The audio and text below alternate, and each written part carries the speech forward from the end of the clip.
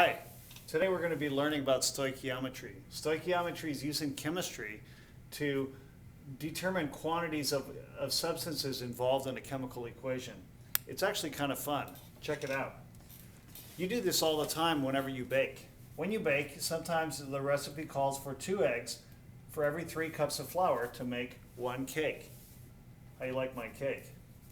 Now, if your mom said you need to make 2 cakes, what you would do is say, oh, for every 2 cakes, I need 4 eggs and 6 cups of flour. You just did stoichiometry. Well, what if I said, how many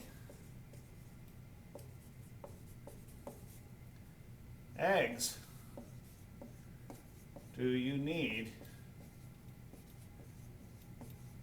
if you want to use up 12 cups of flour?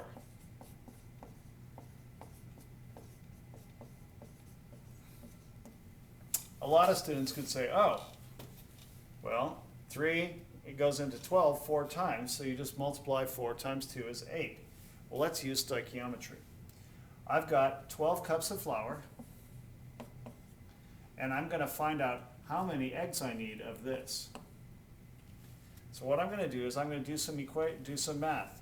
I'm going to start off with what was given, 12 cups of flour. Now, whatever's here goes down there, cups of flour. Now, my relationship between flour and eggs is 3 cups of flour for every 2 eggs. So I'm over here at cups of flour. I say, oh, there's 3 cups of flour for every 2 eggs. And now I can finish my equation. Cups of flour and cups of flour will cancel out. Now I've got 3 and 12. 3 goes into 12 4 times. So 4 times 2 is 8 eggs. That's stoichiometry. Now let's apply this in chemistry. Now here's my first example. How many moles of hydrogen are needed to react with 6 moles of nitrogen? Well, I've got 6 of these, and I want to know how many of these do I need? Well, the ratio is 1 to 3. So let's do it. Let's carry this out. I'm given 6 moles of nitrogen. I'm up here. What's my relationship between moles of nitrogen and moles of hydrogen? Well, I write moles of nitrogen, and I have 1 mole of nitrogen for every 3 moles of hydrogen. Okay, since I'm going moles to moles, my answer's done, or my problem's done. Moles of nitrogen cancels with moles of nitrogen. 6 times 3 equals 18. 18 moles of hydrogen are needed to react with 6 moles of nitrogen. It's not that bad, is it?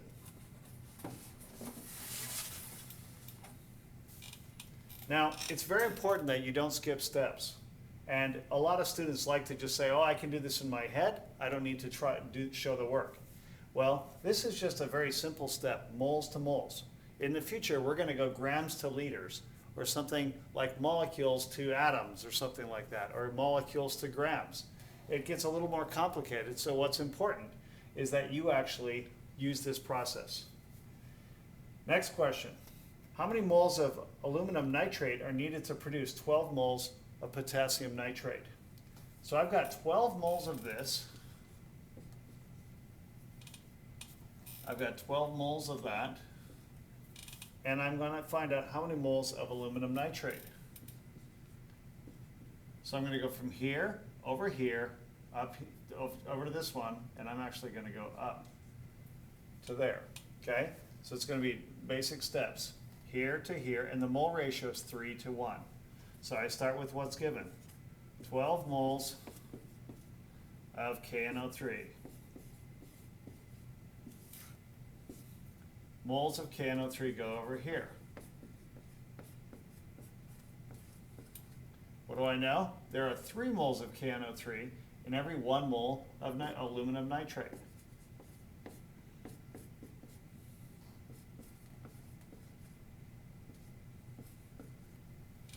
Okay.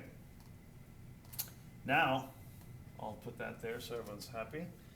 Let's do the math. 3 can go into 12 4 times. Therefore, my answer is 4 moles of aluminum nitrate.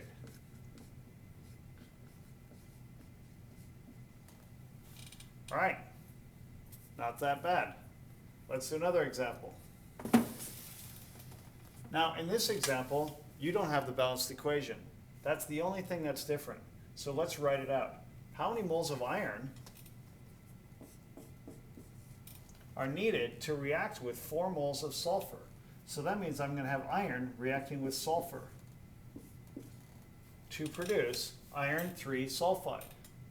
Iron 3 has a Fe plus 3 charge, and sulfur has a negative 2 charge. That's from the periodic table. This 2 goes there, this 3 goes there, so it's Fe2S3. Now, let's balance the equation. There's 2 irons here, so I'm going to put a 2 there, and there's 3 sulfurs there, so I'm going to put a 3 there. All right, now that I've got a balanced equation, I can do stoichiometry. So it says I've got 4 moles of sulfur. I've got 4 of these. And it says how many moles of iron? I don't know this answer, so I'm going to have to do some work. Start with what I'm given, go up to the mole ratio. The mole ratio is 3 to 2. So here we go. 4 moles of sulfur. Now I'm up here. What goes across? So I write moles of sulfur down here. And what do I know? There are 3 moles of sulfur for every 2 moles of Fe. So far so good.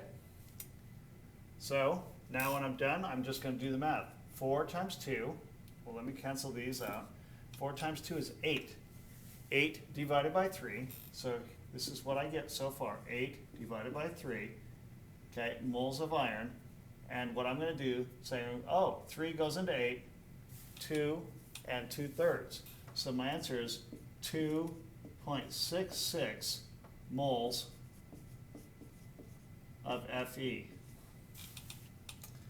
All right, so far so good. Having fun? Chicken bun? Here you go. Last question. How many moles of aluminum are needed to produce 6 moles of nickel? Okay, so if I've got, that means I've got aluminum. Okay, when aluminum reacts with nickel bromide,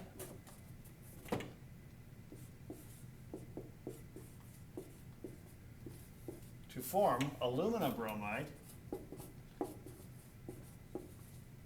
and 3 nickels. I don't know why I wrote that, but obviously I was trying to balance it for you guys. I've got 3 nickels there, so I guess I can have 3 here.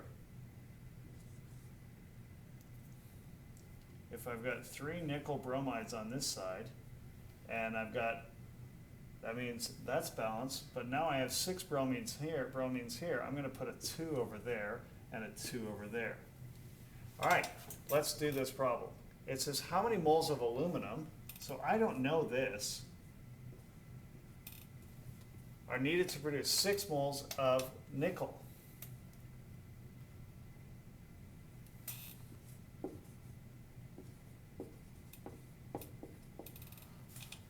So in this case, I'm going to start over here. I'm going to go up, over, and down. My mole ratio is 3 moles of nickel are produced every time 2 moles of aluminum are needed, are used. So here we go. 6 moles of nickel.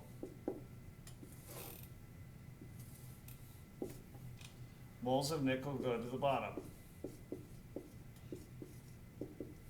What do I know? There are 3 moles of nickel for every 2 moles of aluminum. Okay, my ratio is right there and I put it in there. Moles of nickel cancel with moles of nickel. 3 goes into 6 2 times, so my answer is 4 moles. 4 moles of aluminum. All right. I hope you now understand how to convert moles to moles using basic stoichiometry and chemistry. Have fun.